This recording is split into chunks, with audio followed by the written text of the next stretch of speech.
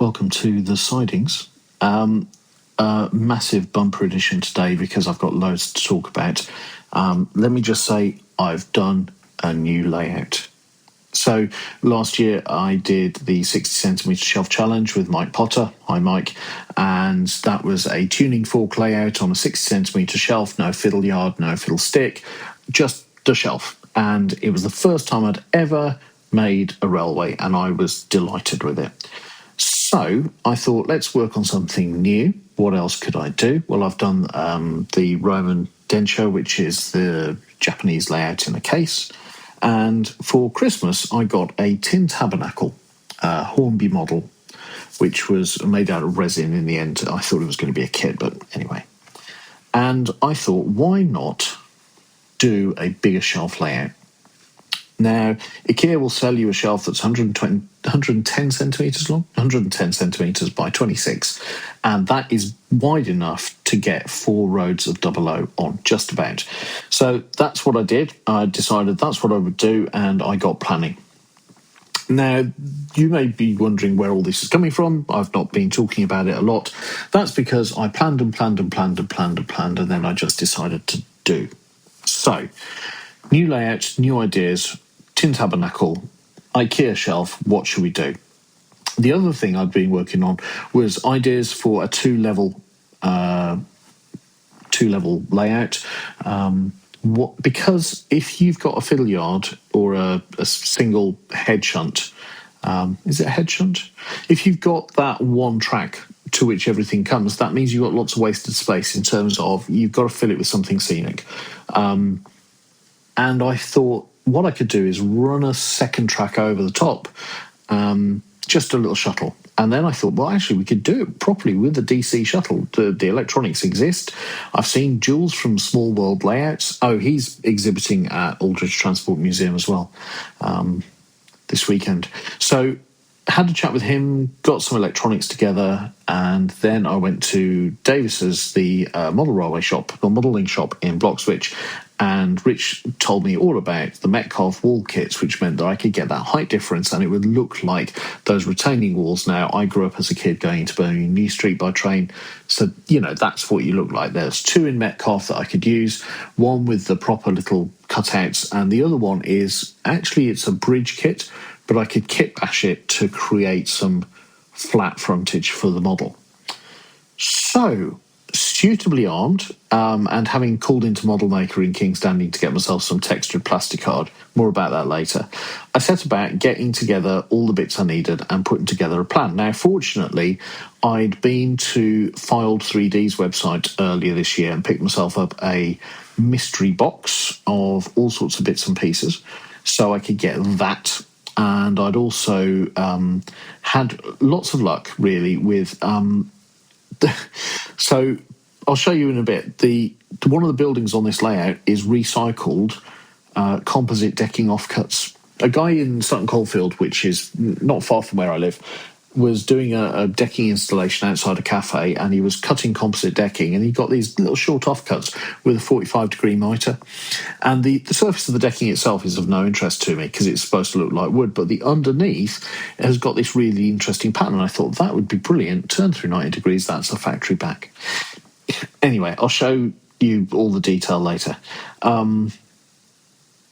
I did that. I went to the Chasewater Railway shop to pick up a load of brand new rail because I wanted to make sure that if this stuff's going to go down in a place that isn't easily accessible, I'd prefer it to be pretty new and not have any kind of dings or dirt on it. And then I set myself up with some bits and pieces to just kind of assemble. With the File 3D printed stuff, with the church already as a model, with bits and pieces that I could throw together, I've already got a bag of trees left over from when I bought some trees from the Japanese layout. I also decided I would get a proper name, station name, done for Church Street, which is obviously the station by the church. And I've got notice boards, and there was a little pack on the same Etsy site of memorial stones, and I was kind of like in two minds, and I put one of those in as well. So, time to start. Assemble the Metcalfe kits. that was relatively simple, relatively nice. Name the church. That was a Facebook endeavour. What shall I call my church? My brother came up with the greatest answer, St. Wilbert. Wilbert, obviously, as in Wilbert Awdry, the vicar who created Thomas the Tank Engine. Start put things together. And at the same time, something completely different happened. I got the opportunity to paint up a Dungeons and Dragons mini. We've been playing Dungeons and Dragons, me and my mates, for a little while, and we decided to roll up a brand new campaign, and I created a new character, and my mate printed it on his resin 3D printer and said, do you want to paint it? And I thought, yeah, I'll give it a go. And then he said, oh, paint is not bad. I mean, it doesn't have to be brilliant. It's only a placeholder on a battle map. But he said, have you tried putting some oil on to bring up the features?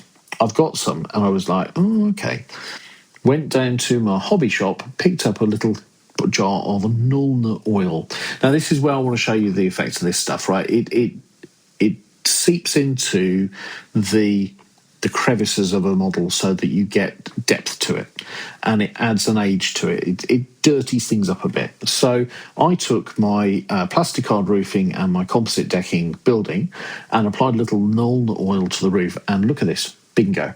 Bang. Immediately it looks like aged asbestos roofing. I did the same to the little memorial that's gone outside the church. I did something similar to some of the bits from the filed 3D magic box of stuff. So it contained like Euro pallets and tents, which I haven't used, skips, some wheelie bins, some regular bins, some, I think there was barrels, yes. And, you know, I've done like the back of the factory unit the way I want to, which is great. But this Nulna oil has been amazing.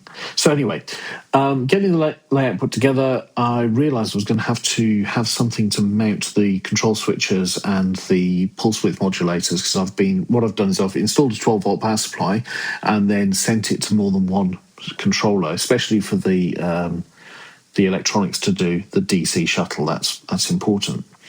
So my mate Andy Simon just went, oh yeah, give me the dimensions. I will laser etch it for you in 3mm ply, which he promptly did. Sent him over the details. He sent me a picture from a screenshot of his work.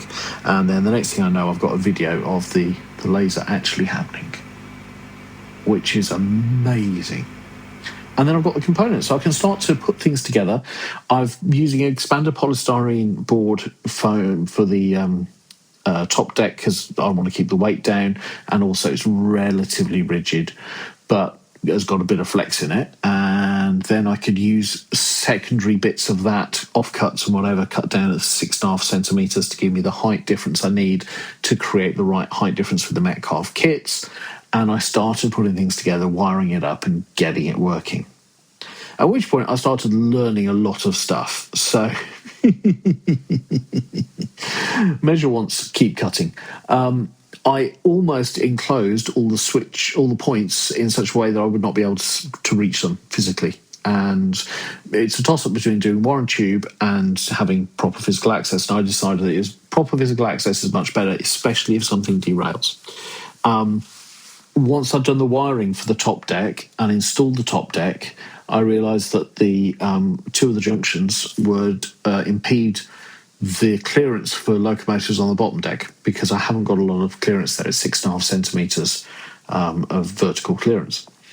And my biggest egregious oversight is this beautiful archway from this kit-bashed Metcalfe.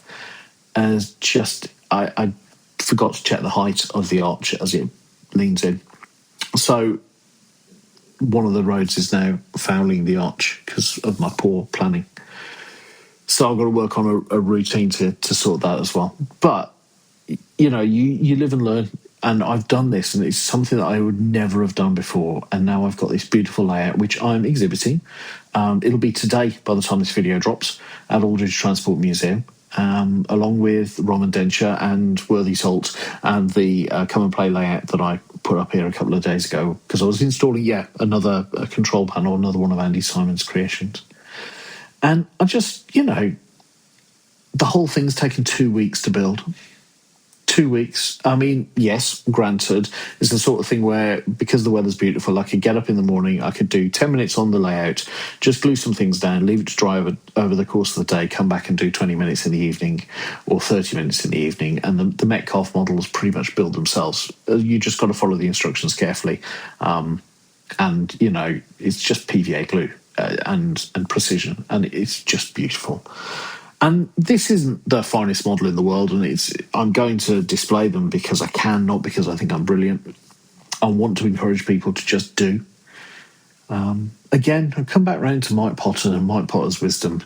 Plenty of people plan and plan and plan and don't do anything, whereas sometimes you just got to get on and make the thing happen. And I think that's where we are.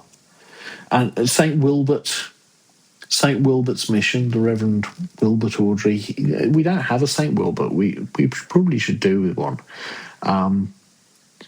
But I just figured that it was nice to have this juxtaposition of scenery in a model. And I've tried things I've never tried before. I've never used Metcalfe kits. I've never had DC shuttle wired in.